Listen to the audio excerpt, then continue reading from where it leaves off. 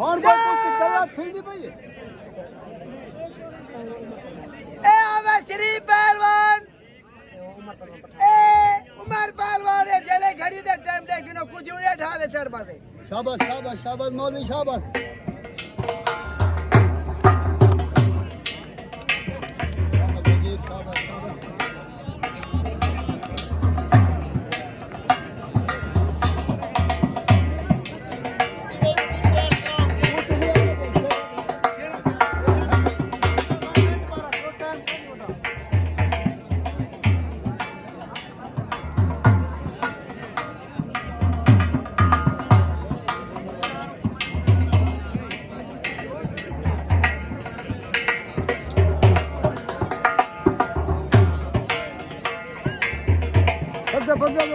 हाँ लग जाती फट है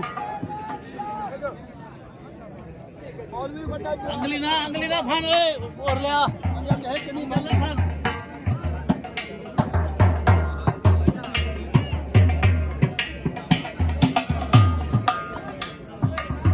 हो को टाइम खानी ना किने खड़ो वड्डी तू क्यों